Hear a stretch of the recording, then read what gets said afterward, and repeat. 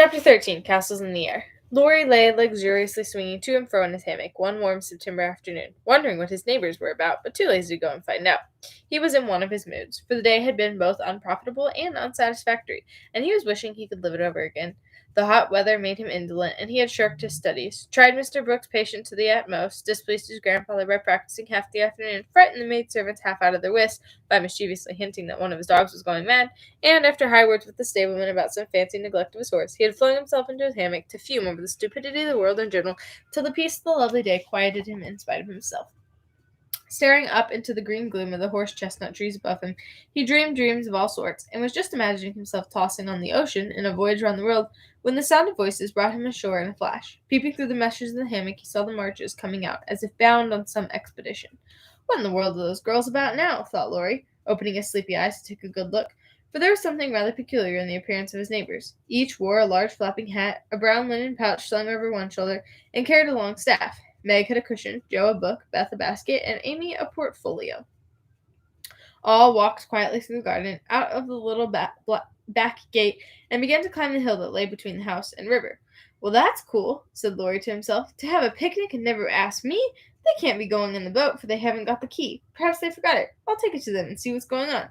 Though possessed of half a dozen hats, it took him some time to find one. Then there was a hunt for the key, which was at last discovered in his pocket, so that the girls were quite out of sight when he leaped the fence and ran after them. Taking the shortest way to the boathouse, he waited for them to appear, but no one came, and he went up the hill to take an observation. A grove of pines covered one part of it, and from the heart of this green spot came a clearer sound than the soft sigh of the pines or the drowsy chirp of the crickets. "Here's a landscape," thought Laurie, peeping through the bushes, and looking wide awake and good-natured already. It was rather a pretty little picture, for the sisters sat together in the shady nook, with sun and shadow flickering over them, and the aromatic wind lifting their hair and cooling their hot cheeks, and all the little wood people going on with their affairs as if these were no strangers but old friends. Meg sat upon her cushion, sewing daintily with her white hands, and looking as fresh and sweet as a rose in her pink dress among the green. Beth was sorting the cones that lay thick under the hemlock near by, for she made pretty things of them. Amy was sketching a group of ferns, and Jo was knitting as she read aloud. A shadow passed over the boy's face as he watched them, feeling that he ought to go away because uninvited, yet lingering because home seems very lonely, and this quiet party in the woods most attractive to his restless spirit. He stood so still that a squirrel, busy with its harvesting, ran down a pine close beside him, saw him suddenly, and skipped back, scolding so shrilly that Beth looked up, espied the wistful face behind the birches, and beckoned with a reassuring smile. "May I come in, please, or shall I be a bother?" he asked, advancing slowly. Meg lifted her eyebrows, but Jo scowled at her defiantly and said at once, "Of course you may. We should have asked you before, only we thought you wouldn't care for such a girl's game as this. I've always liked your games, but if Meg doesn't want me, I'll go away." "I've no objection if you do something. It's against the rules to be idle here," replied Meg, gravely but graciously. "Much obliged. I'll do anything if you'll let me stop a bit, for it's as dull as the desert of Sahara down there. Shall I sew, read, comb, draw, or do all at once? Bring on your bears. I'm ready." And Laurie sat down with a submissive expression delightful to behold. "Finish this story while I set my heel," said Jo, handing him the book. "Yes," was the meek answer, as he began, doing his best to prove his gratitude for the favor of an admission into the Busy Bee Society. The story was not a long one, and when it was finished, he ventured to ask a few questions as a reward of merit. "Please, ma'am, could I inquire if this highly instructive and charming institution is a new one?" "Would you tell him?" asked Meg of her sisters. "He'll laugh," said Amy warningly. "Who cares?" said Jo. "I guess he'll like it," added Beth. "Of course I shall. I give you my word I won't laugh. Tell away, Jo, and don't be afraid." "The idea of being afraid of you! Well, you see, we used to play Pilgrim's Progress, and have been going on with it in earnest all winter and summer." "Yes, I know," said Laurie, nodding wisely. "Who told you?" demanded Jo. "Spirits?" "No, I did. I wanted to amuse him one night when you were all away, and he was rather dismal. He did like it, so don't scold, Jo," said Beth meekly. "You can't keep a secret. You can't keep a secret. Never mind. It saves trouble now." "Go on, please," said Laurie, as Jo became absorbed in her work, looking a trifle displeased. "Oh, didn't she tell you about this new plan of ours? Well, we have tried not to waste our holiday, but each has had a task, and worked at it with a will. The vacation is nearly over, the stints are all done, and we are ever so glad that we didn't dawdle." "Yes, I should think so," said Laurie, and Laurie thought regretfully of his own idle days. "Mother likes to have us out of doors as much as possible, so we bring our work here and have nice times. For the fun of it, we bring out things in these bags, wear the old hats, use poles to climb the hill, and play pilgrims, as we used to do years ago. We call this hill the Delectable Mountain, for we can look far away and see the country where we hope to live some time. Joe pointed, and Laurie sat up to examine. For through an opening in the wood one could look across the wide blue river, the meadows on the other side, far over the outskirts of the great city, to the green hills that rose to meet the sky. The sun was low, and the heavens glowed with the splendor of an autumn sunset. Gold and purple clouds lay on the hilltops, and rising high into the ruddy light were silvery white peaks that shone like the airy spires of some celestial city. "How beautiful that is," said Laurie softly, for he was quick to see and feel beauty of any kind. "It's often so, and we like to watch it, for it is never the same, but always splendid," replied Amy, wishing she could paint it. "Joe talks about the country where we hope to live sometime, the real country, she means, with pigs and chickens and haymaking. It would be nice, but I wish the beautiful country up there was real, and we could ever go to it," said Beth musingly. "There is a lovelier country even than that, where we shall go, by and by when we're good enough," answered Meg with her sweet voice. "It seems so long to wait, so hard to do. I want to fly away at once, as the swallows fly, and go in that splendid gate." "You'll get there, Beth, sooner or later, no fear of that," said Joe. "I'm the one that'll have to fight and work and climb and wait, and maybe never get in after all.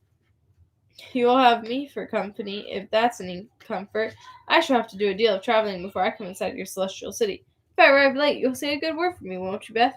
Something in the boy's face troubled his little friend, but she said cheerfully, with her quiet eyes on the changing clouds, "If people really want to go, and really try their lives, I think they will get in, for I don't believe there are any locks on that door, or any guards on that gate. I always imagine it as it is in the picture, where the shining ones stretch out their hands to welcome poor Christian as he comes up from the river." "Wouldn't it be fun if all the castles in the air which we make could come true, and we could live in them?" said Joe after a little pause. "I've made such quantities it would be hard to choose which I'd have," said Laurie, lying flat and throwing cones at the squirrel who had betrayed him. "You'd have to take your favorite one. What is it?" asked "You'd have to take your favorite one. What is it?" asked Meg. "If I tell mine, will you tell yours?" "Yes, if the girls will too." "We will. Now, Laurie, uh, after I'd seen as much of the world as I want to, I'd like to settle in Germany and have just as much music as I choose. I'm to be a famous musician myself, and all creation is to rush to hear me, and I'm never to be bothered about money or business, but just enjoy myself and live for what I like. That's my favorite castle. What's yours, Meg?" Margaret seemed to find it a little hard to tell hers, and waved a break before her face, as if to disperse imaginary gnats, while she said slowly, "I should like a lovely house, full of all sorts of luxurious things, nice food, pretty clothes, handsome furniture, pleasant people, and heaps of money. I'm to be mistress of it, and manage it as I like, with plenty of servants, so I never need work a bit. How I should enjoy it, for I wouldn't be idle, but do good, and make everyone love me dearly." "Wouldn't you have a master for your castle in the air?" asked Laurie slyly. "I said pleasant people, you know," and Meg carefully tied up her shoe as she spoke, so that no one saw her face. "Why don't you say you'd have a splendid, wise, good husband and some angelic little children? You know your castle wouldn't be perfect without," said blunt Joe, who had no tender fancies yet, and rather scorned romance, except in books. "You'd have nothing but horses."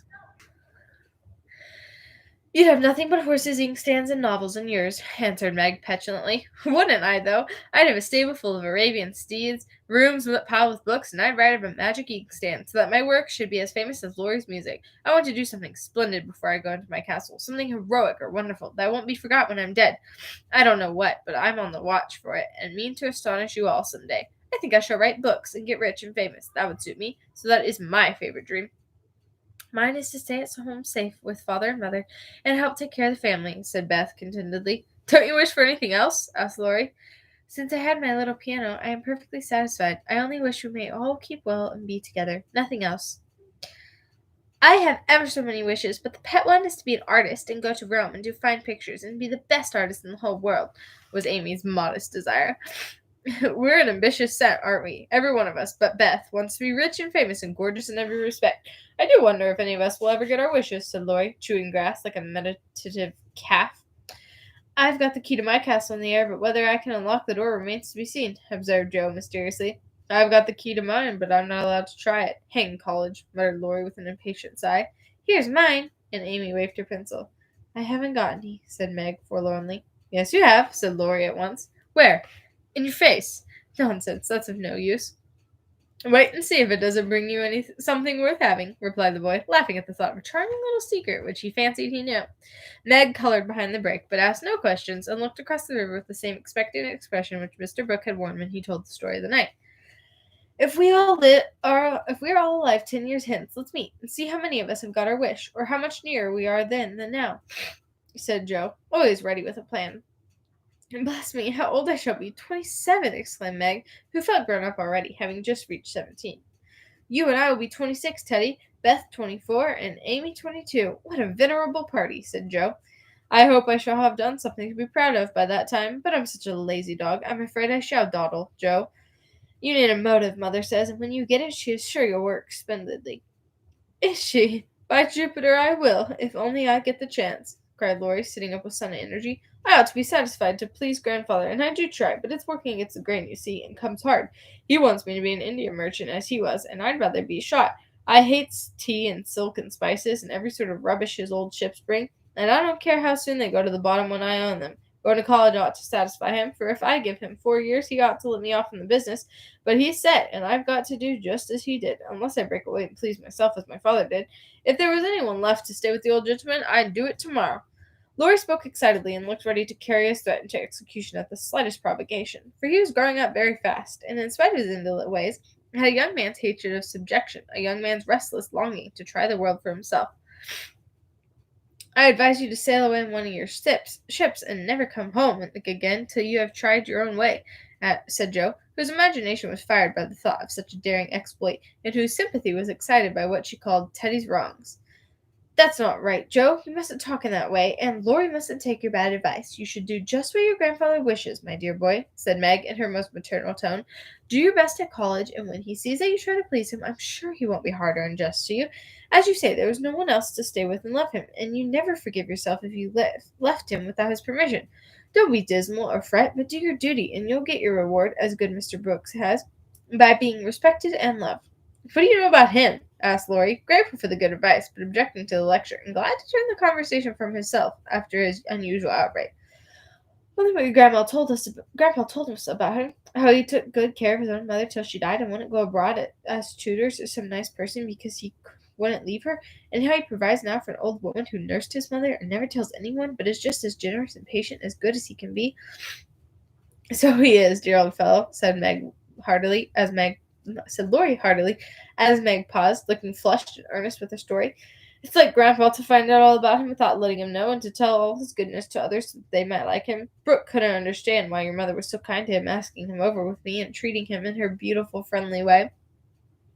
He thought she was just perfect, and talked about it for days and days, and went on about you all in flaming style. If ever I do get my wish, you see what I'll do for Brooke. Begin to do something now by not plaguing his life out, said Meg sharply. How do you know I do, miss? I can always tell by his face when he goes away. If you have been good, he looks satisfied and walks briskly. If you have plagued him, he's sober and walks slowly, as if he wanted to go back and do his work better. Well, I like that. So you keep an account of my good and bad marks in Brooke's face, do you? I see him bow and smile as he passes your window, but I didn't know you'd got up a telegraph. We haven't. Don't be angry. And oh, don't tell him I said anything. It was only to show that I cared how you get on, and what is said here is said in confidence, you know, cried Meg, much alarmed at the thought of what might follow from her careless speech. I don't tell tales, replied Laurie with his high and mighty air, as Joe called a certain expression which he occasionally wore. Only if Brooke is going to be a thermometer, I must mind and have fair weather for him to report.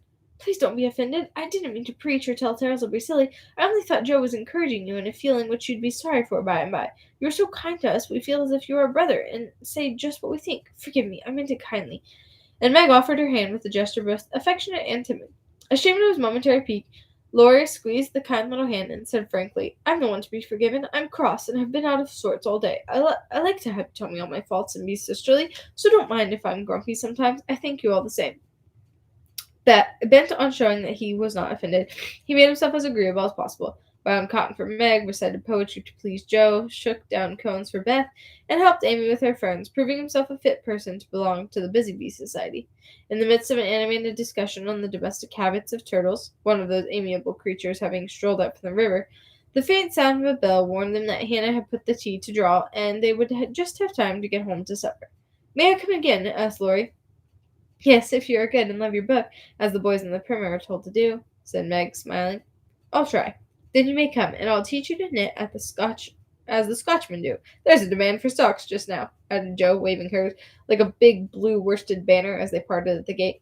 That night, when Beth played to Mr. Lawrence in the twilight, Laurie, standing in the shadow of the curtain, listened to the little David, whose simple music always quieted his moody spirit, and watched the old man who sat with his gray head on his hand, thinking tender thoughts of the dead child he had loved so much. Remembering the conversation in the afternoon, the boy said to himself, with the resolve to make the sacrifice cheerfully, I'll let my castle go and stay with the dear old gentleman while he needs me, for I am all he has.